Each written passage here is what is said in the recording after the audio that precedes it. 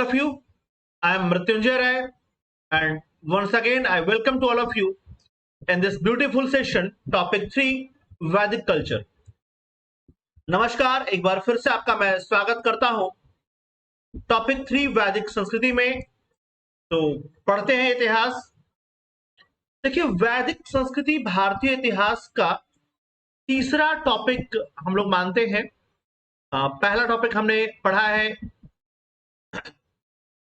Knowing sources of history, या आप कह सकते हैं कि knowing sources plus stone age. हमने दूसरा टॉपिक पढ़ा है इंडस वैली सिविलाइजेशन, और तीसरा अध्याय है वैदिक संस्कृति, वैदिक कल्चर। इस वैदिक कल्चर का ड्यूरेशन 1500 से 600 ईसा पूर्व है। अब एक बड़ा सवाल यह आता है कि ये डिवीजन हुआ ही क्यों? What was the need of this division? इस विभाजन की आवश्यकता क्या रही होगी? क्यों ये विभाजन है? तो ये विभाजन जो है, ये दो विभाजन था, और इन दो विभाजन में ये था प्री वैदिक और दूसरा हम कह सकते हैं लेटर वैदिक। जो प्री वैदिक है उसका जो टाइम पीरियड है वो 1500 टू 1000 बीसी है, और लेटर वैदिक का जो टाइम पीरियड है वो 1000 टू 600 बीसी है। अब एक बड़ा सवाल आपके मन में हमेशा आएगा, a question will arise, why the Vedic culture was divided into two parts? क्यों वैदिक काल को दो भागों में बांटा गया? क्या वजह था कि वैदिक कल्चर एक पूरा कल्चर है, एक पूरी संस्कृति है, और उसको हमने दो पार्ट में डिवाइड किया? क्यों डिवाइड किया? प्री वैदिक क्यों, लेटर वैदिक क्यों? तो इसका सिर्फ एक आंसर होगा, ये लिख लीजिए यहां पे। इन 1000 BC iron was discovered. Iron was discovered, लोहे की खोज हो गई। कहां कहां हुआ? तो एक हुआ वाराणसी में, और दूसरा हुआ अतरंजी खेड़ा, अतरंजी खेड़ा एटा में। ठीक है, ये भी दोनों यूपी में है। एटा भी यूपी में है और वाराणसी भी उत्तर प्रदेश में है। यानी उत्तर प्रदेश में लोहे का खोज हुआ, और लोहे की खोज ने पूरी सभ्यता को बदल दिया। बहुत सारे ड्रास्टिक चेंजेस हुए, जिसके आधार पे प्री वैदिक और लेटर वैदिक दो भागों में बंटा। लेकिन उसके पहले जो हमें पढ़ना है वो हमें पढ़ना है कि सोर्सेज ऑफ वैदिक कल्चर, वैदिक काल को जानने के लिए हमारे पास कौन कौन से स्रोत उपलब्ध हैं। आवाज? वैदिक काल को जानने के लिए स्रोत क्या है? देखिए, वैदिक यानी वेदों से जुड़ा हुआ काल। तो एक तो क्लियर हो गया कि भैया हमारे पास एक स्रोत है, वो क्या है? वेद। और वेद का मतलब क्या होता है? नॉलेज, ज्ञान। क्या होता है? ज्ञान। कितनी संख्या है वेदों की? 4 संख्या है। As I told you earlier, this is the prelims oriented class. तो हम लोग सिर्फ प्रारंभिक परीक्षाओं की बातें करेंगे। प्रारंभिक परीक्षा में जितनी चीजें आती हैं वो सारी चीजें हम लोग बात करेंगे। कहा कंपाइलर ऑफ वेदास कौन है?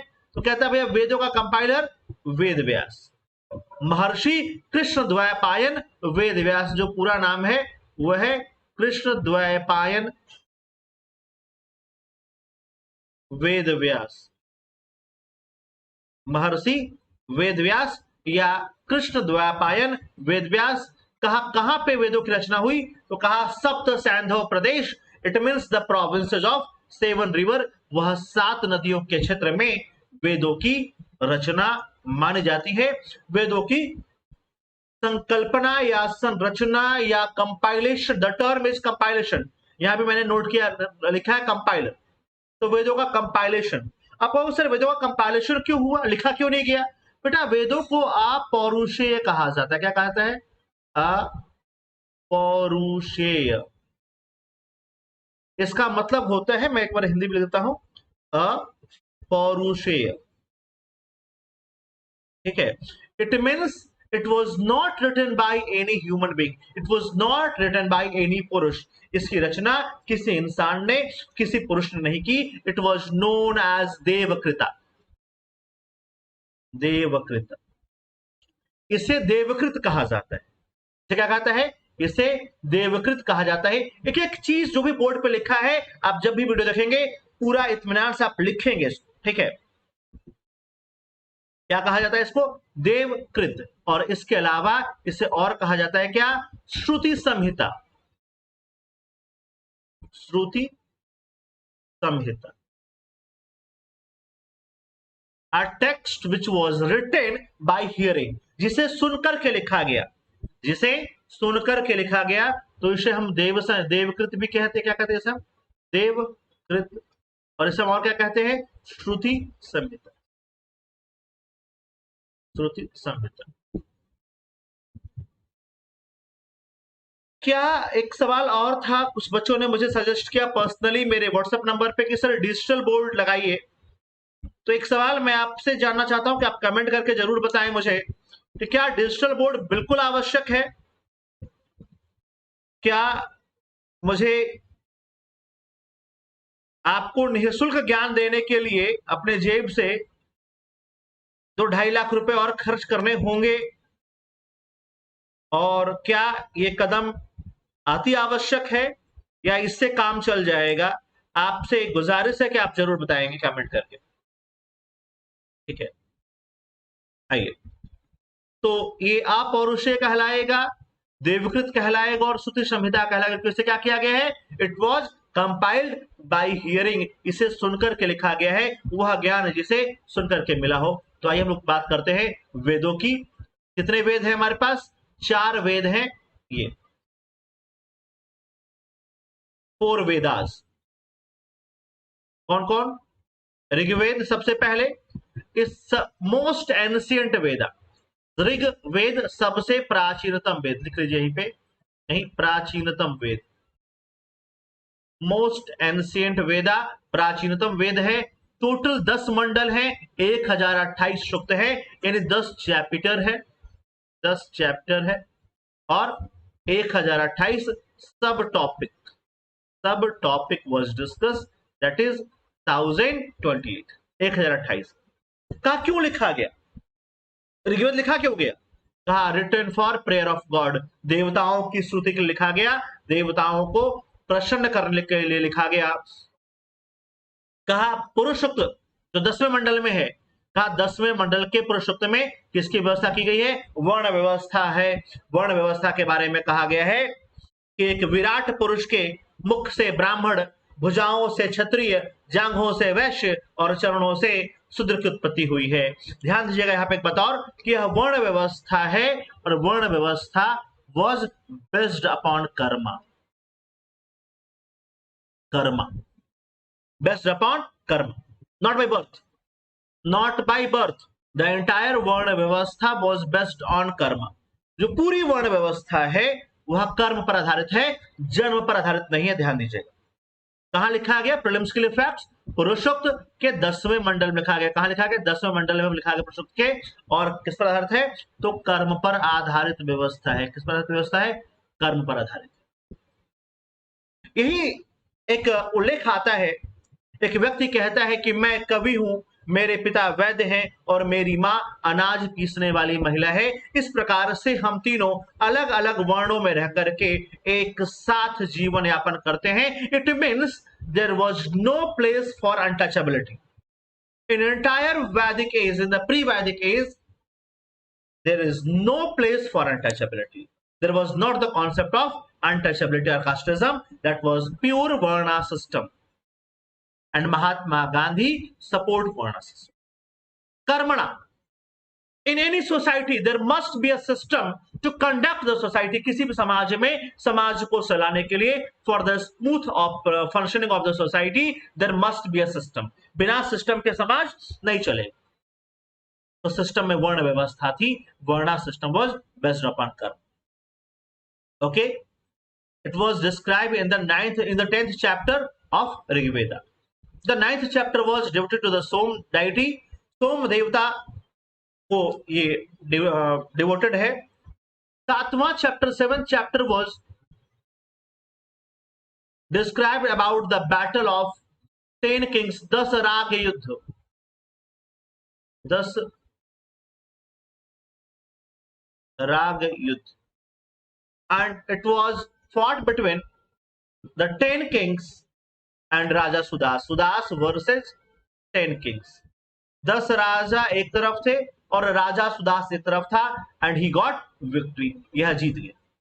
यह युद्ध कहां हुआ है? रावी के किनारे हुआ है। कहां हुआ है यह युद्ध? रावी नदी के किनारे हुआ है। ठीक है, you can call it Parushni, Parushni, Parushni river. Okay, Ravi is Parushni.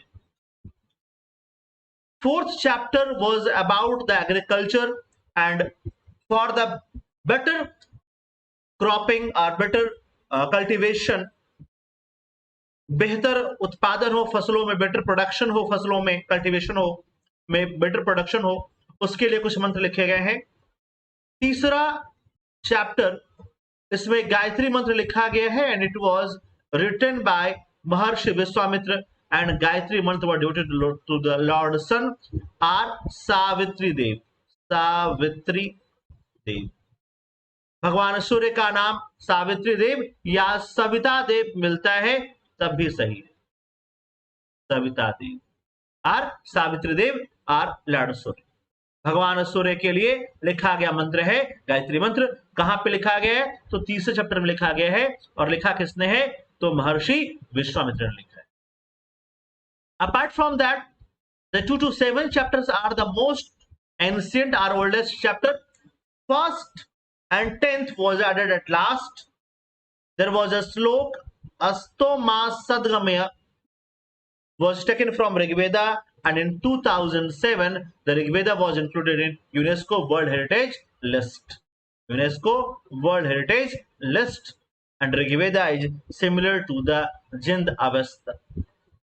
Jind Avesta is the Persian text, Persian religious text. ये क्या है? पारसी धर्म ग्रंथ है। और ऋग्वेद में हड़प्पा को हरियूपिया कहा गया। क्या कहा गया है? Hariyupiya, Hariyupiya. Yes, note down all the facts, data you have to note down.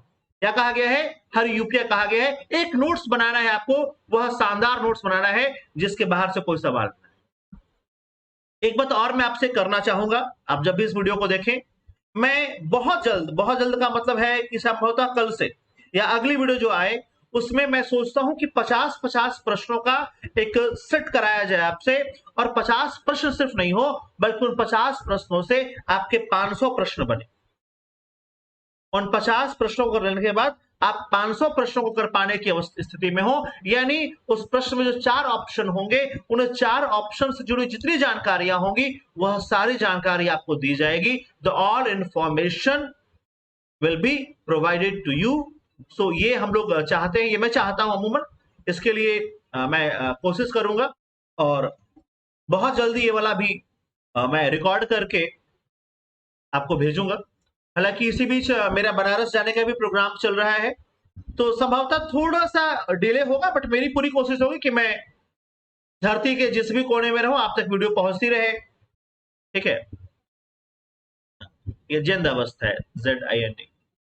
चले, तो this is all about the Rigveda. दूसरा वेद है सामवेद। साम का मतलब होता है म्यूजिक, साम मीन्स म्यूजिक, और सामवेद को भारतीय संगीत का जनक वेद कहते हैं। इतनी ही जानकारी सामवेद के लिए क्या है?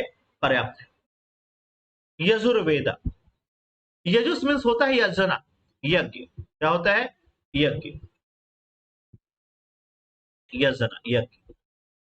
और यजुर्वेद में यज्ञ के मंत्र दिए गए हैं, उनके रिचुअल्स दिए गए हैं, कर्म कांडों के बारे में बताया गया है, बलि सैक्रिफिकेशन कैसे होगा,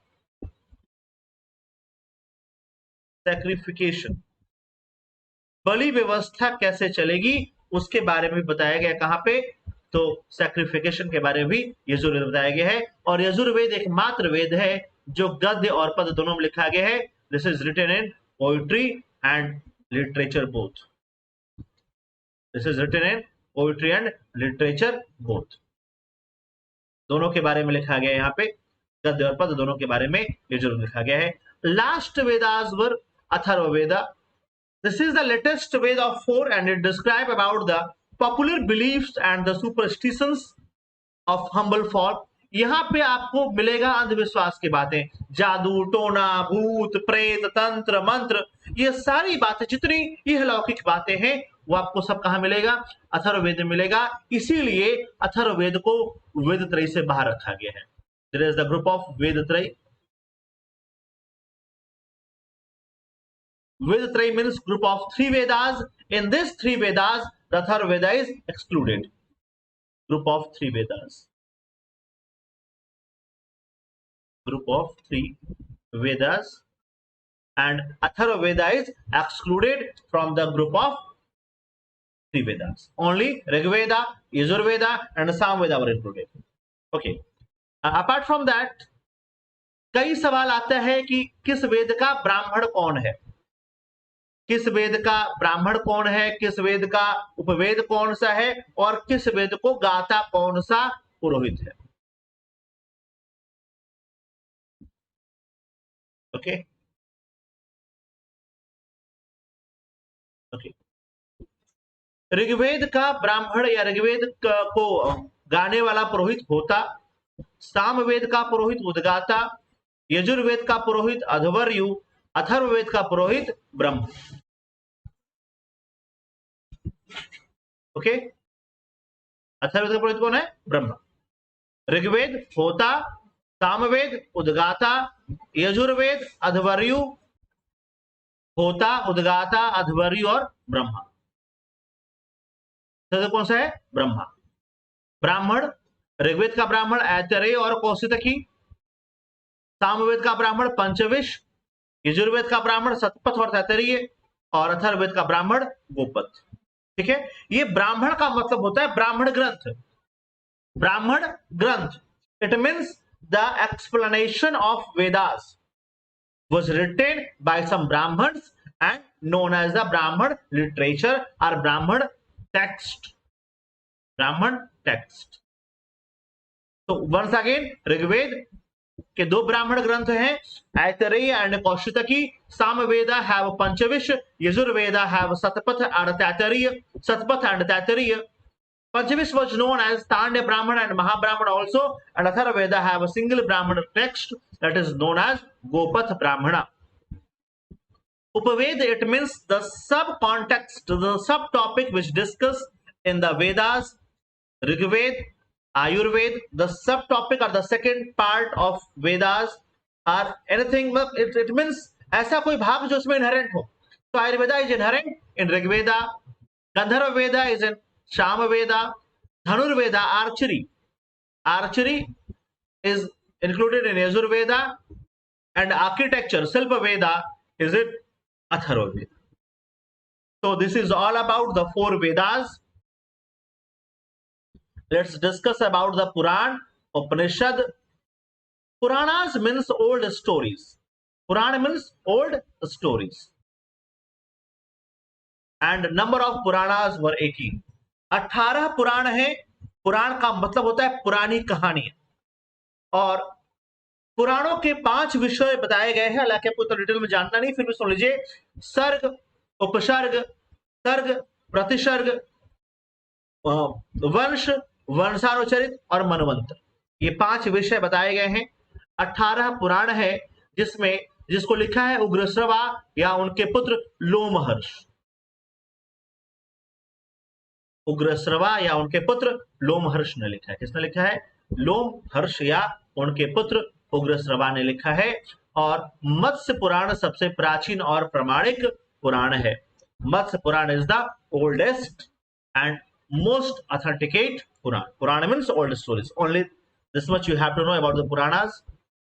उपनिषदा, Upanishad, just divide it, upa plus nishad, just divide it, upa plus निषद,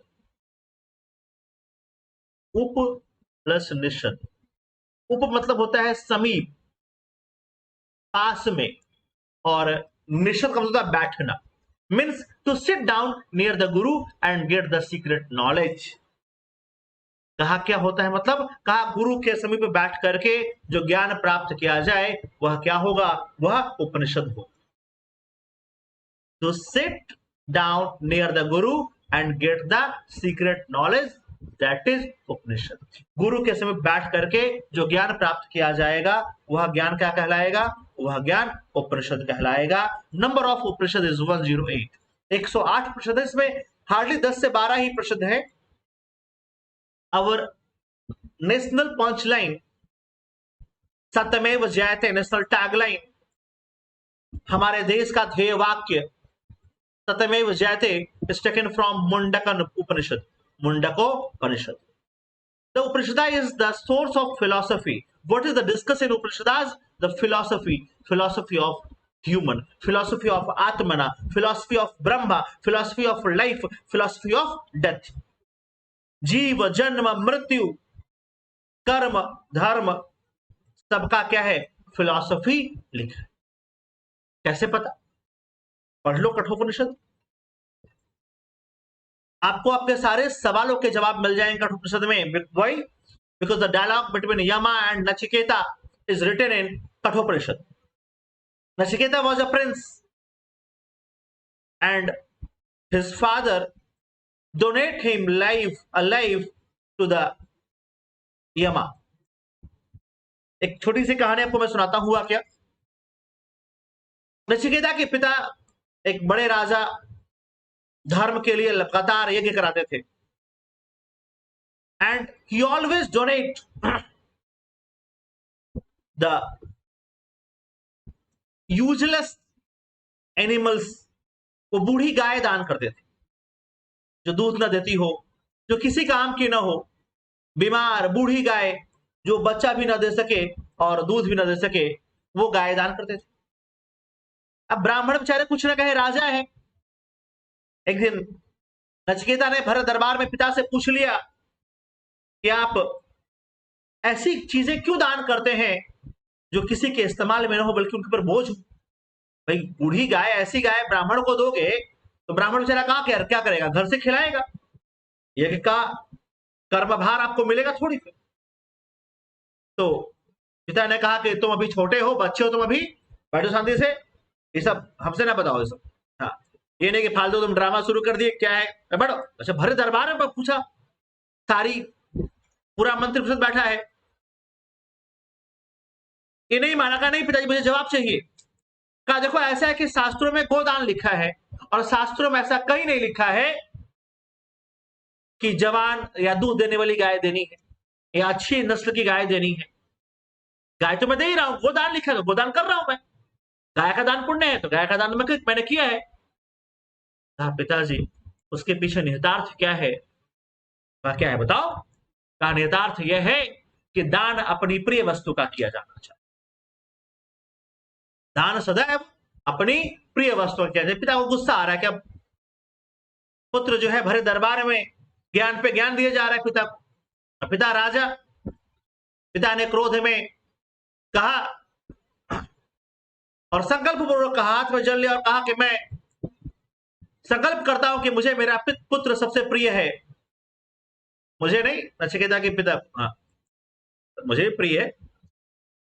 तो कहा कि मैं तुम्हें आज क्या करता हूं? कहा स्वयं यमराज को दान करता हूं। अब हालत खराब, महाराज धर्मराज यमराज परेशान, कह रहे दान तो कर दिया उसने, लेकिन ले कैसे, हम दान स्वीकार कैसे करें? दान छोड़ भी नहीं सकते, दान हम छोड़ नहीं सकते। कहा उम्र पूरी नहीं हुई, मार नहीं सकते, प्राण हर नहीं सकते, दान छोड़ नहीं सकते, अजब दुविधा है। तो उन्हें भगवान ब्रह्मा जी का आदेश हुआ। ऐसी ऐसी बातें यहां लिखी गई हैं। और वो पहुंचे नचिकेता को सशरीर लेने कि महाराज मेरा दान मुझे दे दीजिए, आपने दान किया है, मैं लेने आया हूं दान। अब जब जा रहे हैं यहां से स्वर्ग की तरफ, तो रास्ते में नचिकेता तमाम सारे सवाल पूछता है महाराज से कि बताइए धर्म क्या है, मृत्यु क्या है, जीवन क्या है, पुनर्जन्म क्या है, आत्मा क्या है, परमात्मा क्या है। वो सारे सवालों का जवाब देते हैं, जिसको कहा लिखा गया है कठोपनिषद में। It means the all philosophical things was mentioned in the Kathopanishad. Okay, चलिए एक और बात आपको जाननी है। एक है श्वेताश्वर उपनिषद। नाम क्या है? श्वेत अश्व। श्वेताश्वर इसका मतलब व्हाइट हॉर्स, पूछा हुआ सवाल है। श्वेत प्लस अश्व, Shvetashvar. The debate between Yagyavalkya and Gargi was described in the Brihadaranyaka Upanishad, and this is the largest Upanishad. बृहद आरण्यक उपनिषद लार्जेस्ट है। याज्ञवल्क्य और गार्गी के बीच का संवाद इसमें, डिबेट इसमें दिया गया है। तो ये था उपनिषद। और आइए अब हम बात करेंगे वेदांग। वेदों के जो अंग हैं जिससे हमें वेदों को समझने में और सहूलियत मिलती है, उसे हम वेदांग कहते हैं। और आइए बात की जाए वेदांगों के बारे में। वेदांग, देयर आर द 6 वेदांग्स: शिक्षा, कल्प, व्याकरण, निरुक्त, छंद एंड ज्योतिष। यहां तक सब कुछ लिखा है। शिक्षा, कल्प, व्याकरण, निरुक्त, छंद और ज्योतिष। कहा ये क्यों पढ़ना है भाई, वेदांग क्यों पढ़ना है? कहा बिना वेदांगों के वेद नहीं पढ़ पाओ। बिना वेदांगों के ज्ञान के वेद नहीं पढ़ पाओ। वेदों के क्या अभिन्न अंग हैं? लेकिन लिखे कब गए? कहा लेटर वैदिक पीरियड में। Vedangas were composed in later Vedic period. कहा शिक्षा क्या है? कहा Shiksha deals with appropriate pronunciation of the mantras. मंत्र का शुद्ध उच्चारण, the appropriate pronunciation of the mantras are very complex, needful. कहा कल्प क्या है? कहा Kalpa is the rituals, duties like sanskar. As we all know, there are the 16 sanskaras in human life। 16 संस्कार की विधि है। तो सब कहां मिलेगा? कहा कल्प में मिलेगा। कहा व्याकरण क्या है? कहा साइंस ऑफ लैंग्वेज। कहा बिना भाषा ज्ञान के मंत्र कैसे पढ़ो? Vyakarana deals with the grammar and the science of languages. Nirukta is the etymology, भाषा ज्ञान है निरुक्त। का भाषा ज्ञान के बिना कैसे पढ़ो? ठीक है। और छंद is deals with the rhyming, rhyming scheme. छंद क्या होता है? कहा लयबद्ध अध्ययन। मंत्र देखिए, मंत्र पढ़े तो मंत्र क्या है? तो मंत्र गाए जाते हैं, मंत्रों का गायन होता है, मंत्र को गाया जाता है। अगर आपने कोई भी मंत्र पढ़ा हो तो मंत्रों को हमेशा गाया जाता है। और छंद सूत्र is the most important book written by, composed by Acharya Pingal.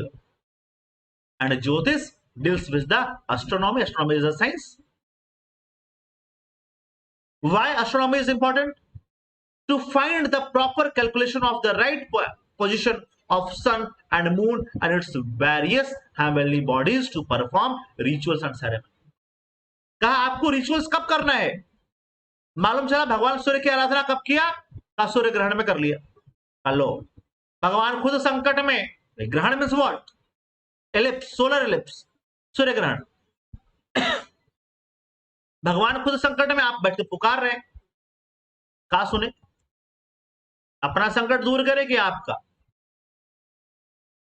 इसलिए लिखा होगा आपने कि जब भी एलिप्स होता है, सूर्य ग्रहण होता है, चंद्र ग्रहण होता है, चाहे वो लूनर हो या सोलर हो, मंदिरों के पट बंद रखे जाते। क्यों? कहा कि देवताओं पे संकट। तो फायदा उससे, क्योंकि उससे इसका साइंटिफिक रीजन क्या है? some cosmic raises, the harmful raises in a very large amount occur on the earth, came in on the surface of earth, and it's very harmful for the human life. कहा घर में रहो, क्या कहा घर में रहो, कहीं मत जाओ, कोई मंदिर में मत जाओ, घर में रहो। ठीक है। तो ज्योतिष Vedang is the very famous book in which as we get the 400 shlokas. और ज्योतिष शास्त्र सबसे अच्छा अगर किसने लिखा है ज्योतिष शास्त्र, और गार्गी ने लिखा है। Gargi was the woman. Gargi ने लिखा है ज्योतिष शास्त्र, that is the best book of astronomy और एस्ट्रोलॉजी। ओके, तो ज्योतिष समझ में आया क्या था? नेक्स्ट,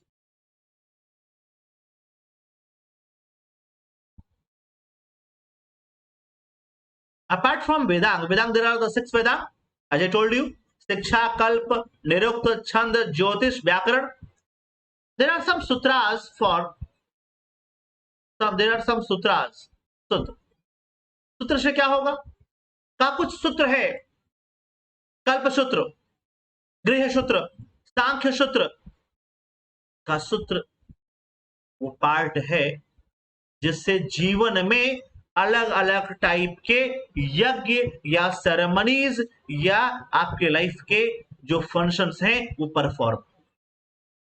कल्प Sutra is the quite famous among सूत्र लिटरेचर। का कल्प सूत्र क्या है? इन सारे सूत्रों में बहुत ज्यादा फेमस है।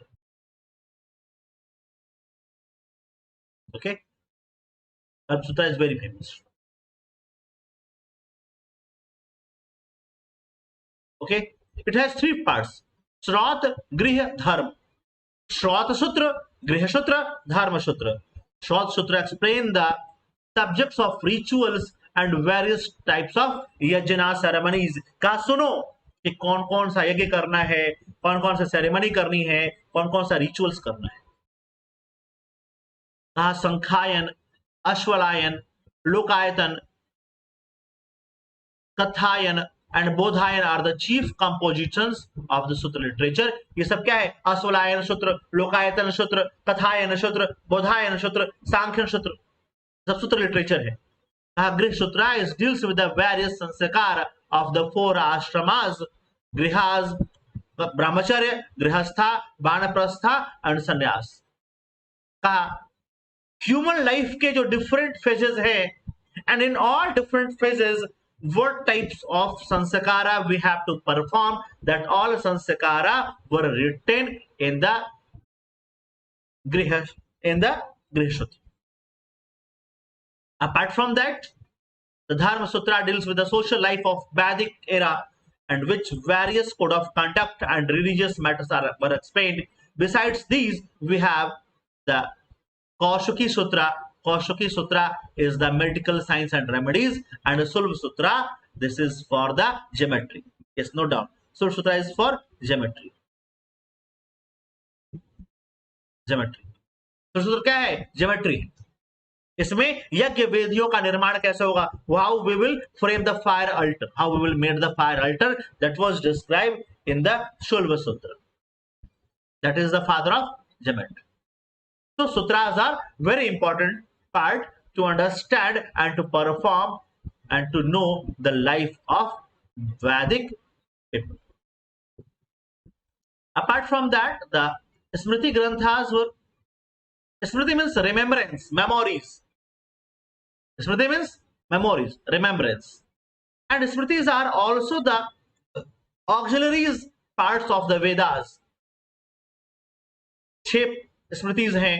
Manusmriti. Manusmriti is known as Hindu law book.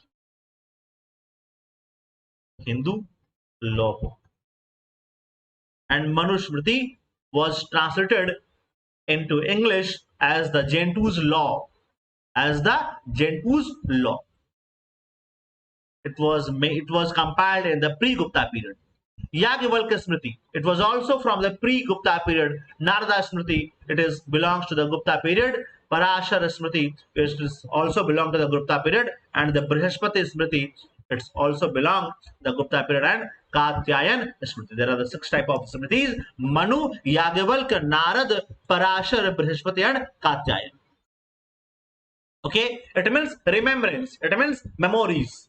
It means there are also some formulas, some laws, to perform the human life and their rituals and their religions. Apart from that, the Mahakavyas were also the part of knowing some Mahakavyas. We have discussed it already in the first topic, sources, and last one is Darshana. Darshan. There are the 6 darshan, 6 school of philosophy. That is the philosophy.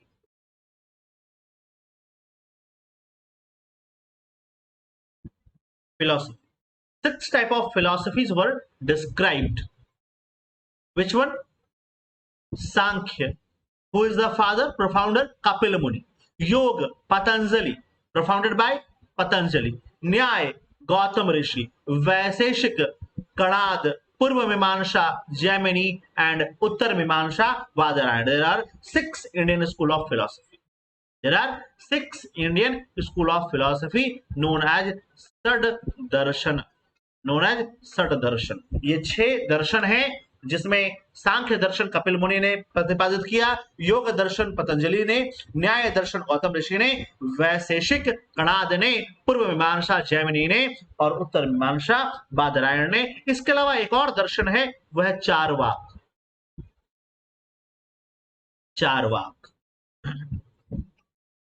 that is known as Lokayat because it became more popular.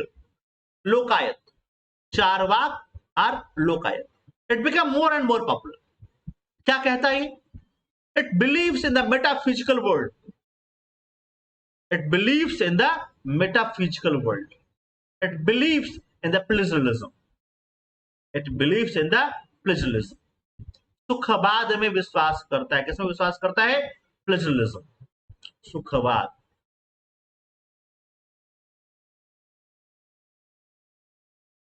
प्लेजरलिज्म, सुखवाद.